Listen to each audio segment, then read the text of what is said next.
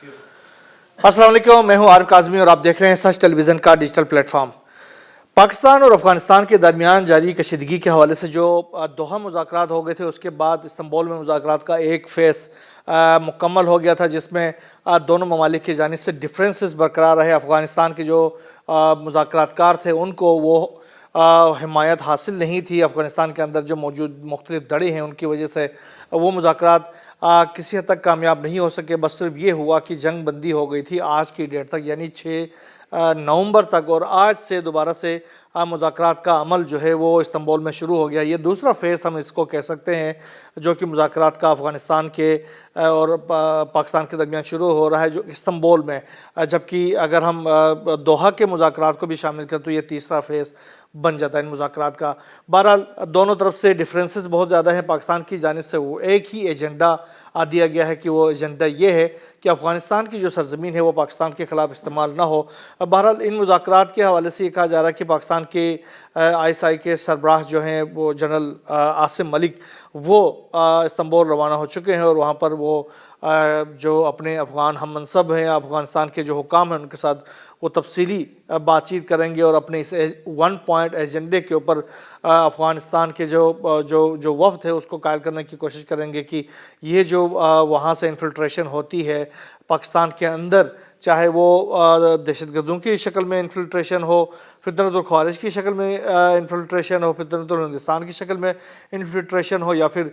जो मनशियात की जो कटेल्स हैं उनकी शक्ल में इन्फिल्ट्रेशन हो, ये तमाम तर जो हैं वो पाकिस्तान की जो सरज़मीन है उसको रीस्टेबलाइज़ करने का ज़रिया बन रही है। बहरहाल उम्मीद यही की जा रही है कि चूँकि इस बार ये कहा जा रहा है कि पाकिस्तान और अफ़गानिस्तान दोनों के जो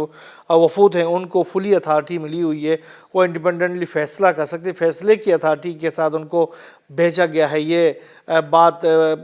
मीडिया के ज़रिए सामने आ रही है। अगर मामलात यही हैं और उनको फुल्ली अथॉरिटी दे के अगर भेजा गया है तो मामलात सुधरने के इम्कानात बहुत ज़्यादा हैं, क्योंकि लामाला अफ़गानिस्तान को भी इस चीज़ का अंदाज़ा हो गया होगा कि पाकिस्तान जो है वो अपनी सोवरेनिटी, अपनी जो सरज़मीन है उसके ऊपर ये जो मुदाखलतें हैं बार बार के, उसको किसी सूरत उसको बर्दाश्त न करने का उन्होंने जो अंदेशा दे दिया, बल्कि क्लियर कट स्टांस फ़राहम किया है अफ़गानिस्तान को, वो अब अफ़गानिस्तान के लिए बिल्कुल एक शीशे की दीवार की तरह है कि अब उसमें फ़रार मुमकिन नहीं है, क्योंकि रियासतों के जो मामलात होते हैं वो ऐसे नहीं चल सकते जैसे अपनी मर्ज़ी से सरहद पार किया उधर चले गए, सरहद पार किया इधर चले गए। आप अपनी मर्ज़ी से हर किस्म के कारोबार यहाँ पर कर रहे हैं और वहाँ जाकर आप फिर उस रियासत को भी डिस्टेबलाइज़ करने के ऊपर एक किरदार के तौर पर सामने आए, तो ये मुमकिन नहीं होता। पाकिस्तान ने अफ़गानिस्तान को ये कहा है कि अब जो है वो वीज़े के ऊपर और पासपोर्ट के ऊपर पाकिस्तान आना चाहिए अफ़गान नेशनल्स को। जो 4 दहाइयों तक हमने अफ़गानिस्तान की जो खिदमत की है, अफ़गानिस्तान के आवाम की खिदमत की है, अफ़गानिस्तान के शहरियों को हमने अपने भाइयों की तरह, अपने बहनों की तरह बिठाया और उनको कोई रिस्ट्रिक्शन नहीं दी। उन्होंने पाकिस्तान के हर शहर में जाकर कारोबार जमाए। वो खाली हाथ आ गए थे, लेकिन यहाँ से अरबों रुपए के कारोबार के साथ अब वो वापस जा रहे हैं, तो उनको बहरहाल वापस जाना चाहिए, क्योंकि अफ़गान तालिबान ने या अफ़गान गवर्नमेंट है उसने ये ऐलान किया हुआ कि हमने ये जो 5 साला उनका जो दौर है उसके अंदर अफ़गानिस्तान के अंदर डिस्टेबलाइजेशन लेके आ गए हैं। अब अफ़गानिस्तान की सरज़मीन जो है वो मुकम्मल तौर पर पुरअमन है और वहाँ पर कारोबार के मौके हैं, ज़िंदगी गुजारने के बड़े अहम मौके हैं। तो फिर अफ़गानिस्तान की जो शहरी हैं, जो कि चाहे ईरान में हों, चाहे पाकिस्तान के अंदर हो, चाहे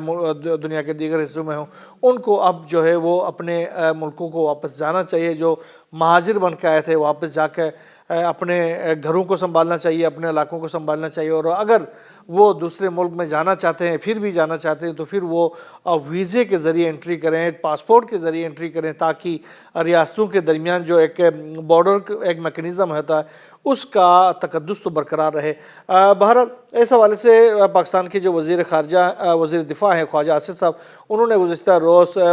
पाकिस्तान के जो बड़े चैनल हैं जियो टेलीविज़न के साथ एक गुफ्तगू की। उन्होंने फिर ये रिपोर्टर के सवाल पर ये कहा है कि अगर अफ़गानिस्तान की तरफ से मुज़ाकरात में कोई रुकावट डाली गई या ये मुज़ाकरात जो हैं वो इस बार भी नाकाम होते हैं तो फिर अफ़गानिस्तान के साथ जंग हो सकती है, हमारी खुली जंग होगी। जो खुली जंग का तो उन्होंने पहले भी कहा है, अब उन्होंने कल फिर दोहरा दिए है कि फिर तो जंग ही होगी। تو لامعلا اس کا حل یہی رہتا ہے، اگر مذاکرات ناکام ہو گئے تو پھر جنگ ہی فیصلہ کر سکتی ہے۔ ابھی تک کی جو پروگریس ہے، جو استنبول مذاکرات کے ختم ہونے کے بعد یہ جو 6 دن کا وقفہ ملا تھا، اس کے دوران بھی ہم نے دیکھا کہ افغانستان کی سرزمین جو ہے وہ پاکستان کے خلاف مسلسل طور پر استعمال ہوتی رہی ہے، چاہے وہ انفلٹریشن کے معاملات میں ہو یا پھر ڈرگس سمگلنگ کے معاملات کے اندر ہو۔ ڈرگس سمگلنگ بہت بڑا ایک مسئلہ بنتا جا رہا ہے پاکستان کے لیے، کیونکہ افغانستان میں جتنے زیادہ جو ڈرگس جو ہیں یا منشیات جو ہیں وہ بنائی جاتی ہے، پیداوار کی جاتی ہے، ان کو پاکستان منتقل کرنے کی کوشش کی جاتی ہے، اور پاکستان کو مختلف ذرائع سے منتقل کر کے یہاں کہ عوام جو ہے وہ اس کو ڈرگ ایڈکٹ کرنے کی کوشش کی جاتی ہے، جبکہ وہیں جو اس سے جو پیسے ملتے ہیں، اس سے یہ جو عناصر ہیں وہاں پر موجود، ان کی اکانومی وہ بن جاتی ہے، اور اس اکانومی کے ذریعے وہ اپنا ایمونیشنز، اسلحہ اور دیگر چیزیں لے کر وہ پھر پاکستان کے اوپر حملہ آور ہوتے ہیں۔ تو یہ بہرحال اس چیز کو افغان گورنمنٹ ہے اس کو روکنا پڑے گا۔ ابھی 2025 کی اقوام متحدہ کی ایک رپورٹ کے اندر ایک انکشاف ہوا ہے کہ 2025 کے دوران 10,200 ہیکٹر جو زمین ہے اس کے اوپر یہ جو پوسٹ ہے اس کی کاشت ہو گئی۔ تو آپ اندازہ کر سکتے ہیں یہ کتنے بڑے پیمانے پر یہ منشیات کا کاروبار ہو رہا ہے افغانستان کی سرزمین سے۔ اب افغان گورنمنٹ چونکہ وہ مذہب کے نام پر وجود میں آئی ہے وہاں پر، اور وہ شریعت نافذ کرنے کا دعویٰ کرتی ہے، تو ان کو چاہیے کہ کم از کم یہ جو ان کے پاس موجود عناصر نے ان منشیات کو یا اس ڈرگس کو جو ہے وہ اپنی اکانومی کا وار اکانومی کا ذریعہ بنایا ہوا، تو اس کو روکنے کے لیے کردار ادا کرا۔ اگر اس کو ہی روکتے ہیں تو بھی یہ جو مسائل ہو سکتے ہیں وہ بڑے پیمانے پر کم ہو سکتے ہیں۔ اس حوالے سے گزشتہ دنوں ہم نے دیکھا کہ D G S P R نے بھی یہ واضح کر دیا تھا کہ یہ جو ڈرگس کی جو سمگلنگ ہے افغانستان سے پاکستان کی طرف، اس کو کسی صورت قبول نہیں کیا جائے گا۔ اس حوالے سے انہوں نے کہا کہ ہم نے باقاعدہ طور پر ڈرونز کے ذریعے کئی ایکڑ پر جو زمینوں کے اوپر جو کاشت ہوئی تھی پوسٹ کی، اس کو بھی تلف کر دیا ہے۔ تو بہرحال یہ جو مذاکرات ہو رہے ہیں آنے والے دنوں میں یہ جو شروع ہو جائیں گے آج کے بعد سے، تو اس سے امیدیں جاری رکھنا چاہیے ہمیں کہ اس سے دونوں ممالک کے درمیان مذاکرات کامیاب ہوں گے اور دونوں ممالک کے درمیان امن کا ایک دور قائم ہو جائے گا۔ اس کے لیے یہ بھی ضروری ہے کہ افغانستان کی جو حکومت ہے اس کو اپنے جو ہارڈ لائنر ایک کانسیپٹ ہے اس کو ختم کرنا چاہیے، اور جو ڈیورن لائن ہے اس کو مستقل سرحد تسلیم کرنا ہوگا۔ افغانستان کی جو بھی حکومت ہے جب تک یہ صدقے دل سے اس ڈیورن لائن کو تسلیم نہیں کرتے، یہ معاملات اسی طریقے سے جاری رہیں گے دونوں ممالک کے درمیان۔ یہ ایک وہ لکیر ہے جو کہ برٹش گورنمنٹ نے اس دوران کھینچا تھا، تو اس لکیر کو ابھی حتمی سمجھنا چاہیے۔ یہ نہیں ہو سکتا کہ آپ اٹک پل سے آگے کا سارا علاقہ اور بلوچستان کا علاقہ جو ہے وہ اپنا حصہ تسلیم کرنے بیٹھ جائیں اور پھر پاکستان کو کہیں ہم آپ کے ساتھ امن بھی قائم کرنا چاہتے ہیں، تو یہ ممکن نہیں ہے۔ دوسری طرف بھارت اور پاکستان کے درمیان جاری کشیدگی کے حوالے سے جو ڈیولپمنٹس ہیں، خاص طور پر بہار کے الیکشن کے حوالے سے ہم نے اس وقت بھی کہا تھا، جب یہ جو مئی کے اندر جو 12 روزہ یہ جو 4 روزہ جنگ شروع ہو گئی تھی بھارت سے، اس سے پہلے یہ چمگوئیاں چل رہی تھی کہ بھارت کے اندر چونکہ انتخابات کا سیزن ہے، تو مودی سرکار جو ہے وہ ان انتخابات کو کیش کرنے کے لیے پاکستان کے ساتھ کوئی نہ کوئی محاذ کھڑا کر کے پاکستان کو کے نام پہ ہی مودی کی جو گورنمنٹ ہے وہ بھارت کے اندر ووٹ لینا چاہتی ہے۔ ابھی بہار کے جو الیکشن جو سب سے زیادہ جس کی وجہ سے مودی سرکار نے پاکستان کے ساتھ اتنا بڑا محاذ کھولا فالس فلیگ آپریشنز کر کے، تو اب وہ انتخابات آج باقاعدہ اس کے اوپر پولنگ شروع ہو گئی ہے، اور وہاں دیکھا جا رہا کہ ٹرن آؤٹ کافی کم ہے، اور تقریباً جو ہے وہ جو مودی کی جو جماعت ہے وہ بہت لو اس کے ساتھ جاری ہے، اس کو شکست کا سامنا کرنا پڑ رہا ہے۔ 120 نشستوں کے اوپر یہ انتخابات ہو رہے ہیں، جس کا پہلا مرحلے کے لیے ووٹنگ کا عمل جاری ہے۔ تو اس حوالے سے بھی دیکھتے ہیں، ایک تو بھارت کے جو ہے وہ سمندری سرحدوں کے قریب جو ہے وہ ان کی مشقیں بھی چل رہی ہوتی ہیں، اور پاکستان کی جو فورسز ہیں وہ بھی ویجیلنٹ ہے، اور وہ بالکل تیار بیٹھی ہیں کہ وہ کسی طریقے سے اگر کوئی انفلٹریشن یا کوئی اس طرح کی بدنظمی پیدا ہو جاتی ہے ان مشقوں کے ذریعے، تو اس کو پرومپٹلی جواب دیا جا سکے۔ ٹرمپ نے ایک بار پھر مودی سرکار کو ایک کرارا جواب دے دیا، یعنی اس کو ہلا کر رکھ دیا ہے۔ انہوں نے ایک بار پھر کہا ہے کہ یہ جو وہ کہہ رہے تھے مسلسل کہ 7 طیارے جنگی طیارے جو ہیں وہ گرائے گئے ہیں، اب انہوں نے کہا ہے کہ 7 نہیں 8 جنگی طیارے گرائے گئے ہیں۔ انہوں نے کہا کہ یہ جو 7 طیارے ہیں وہ تو تباہ ہو گئے ہیں، لیکن 8واں جو طیارہ ہے وہ جو ہے وہ شدید اس کو نقصان پہنچا ہے، لہٰذا یہ 8 طیارے تباہ ہو گئے ہیں۔ اور یہ جو ہے وہ ایک بار نہیں متعدد بار صدر ڈونلڈ ٹرمپ نے یہ اعلان کیا ہے، یہ بتا دیا ہے، اور اس سے مودی کی جو شرمندگی ہے اس میں مسلسل اضافہ ہوتا جا رہا ہے۔ اس کے ساتھ ساتھ انہوں نے ایک بار پھر یہ کہا کہ میں نے یہ جو جنوبی ایشیا کی ایٹمی جنگ تھی اس کو روکنے میں بڑا کردار ادا کیا، میں نے ٹیرف کی بات کی، ٹیرف لگانے کی بات کی، اور اس کے بعد یہ جنگ جو ہے وہ ختم ہو گئی۔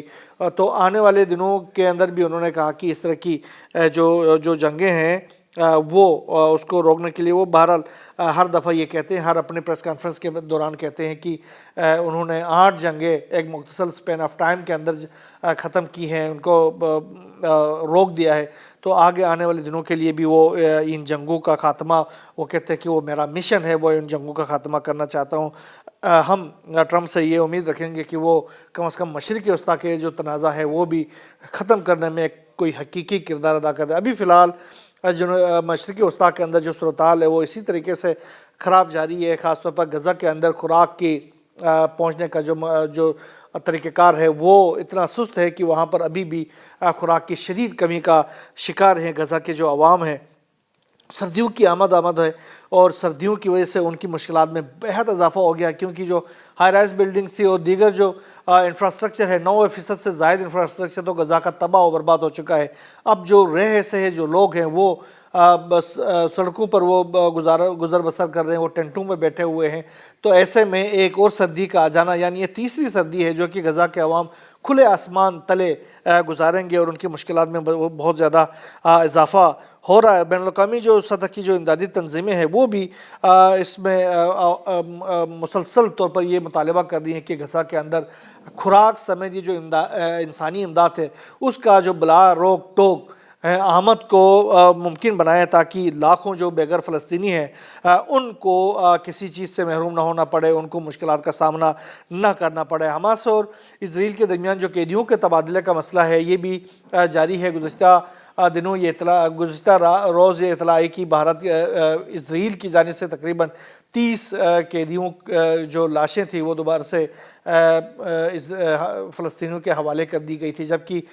حماس کی جانب سے ایک قیدی کی لاش جو ہے وہ ریکور کر کے یہ حوالے کر دی گئی ہے۔ بہرحال جو بھی نئی ڈیولپمنٹ اس تمام تر صورتحال سے، خطے کی صورتحال سے، مشرق وسطیٰ کی صورتحال سے، رشیا یوکرین کی جنگ کے حوالے سے، یا پھر کریبین کی جنگوں کے حوالے سے جو بھی نئی صورتحال سامنے آتی رہے گی ہم آپ سے شیئر کرتے رہیں گے۔ یہاں بس اتنا ہی، اللہ حافظ۔